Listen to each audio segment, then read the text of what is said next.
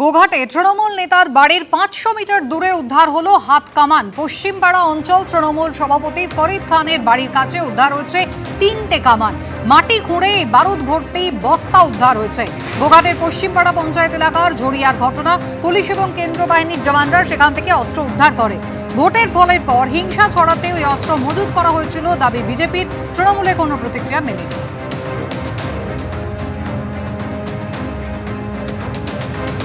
এলাকার মানুষ আগে থেকে জানতো যে ওরা এখানে অস্ত্র ভাণ্ডার করে রেখেছিল। এই অস্ত্র আমরা আজকে বিজেপি আজকে না জিতলে তৃণমূল সরকারে আসতো, এই অস্ত্র নিয়ে ওরা তাণ্ডব চালাতো। এই কারণে তো আমরা অস্ত্রের খোঁজে বিভিন্ন জায়গায় খোঁজ লাগাচ্ছি। আজকের পুলিশের সহযোগিতা নিয়ে আজকে আমরা অস্ত্রের সন্ধানে বেরিয়েছি, এখানে আমরা কিছু পেয়েছি। মুখ্যমন্ত্রী হওয়ার পর প্রথমবার বেলুড় মঠে গেলেন শুভেন্দু অধিকারী। প্রেসিডেন্ট মহারাজের সঙ্গে দেখা করলেন তিনি এবং তারপর তার কাছ থেকে আশীর্বাদ নিলেন। মুখ্যমন্ত্রী গর্ভগৃহেও যান।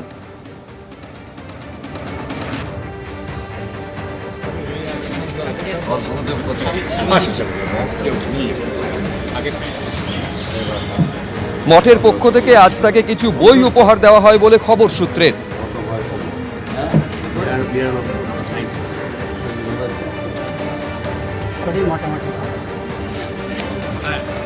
আমাদের এই মহারাজও আছেন পূজারী।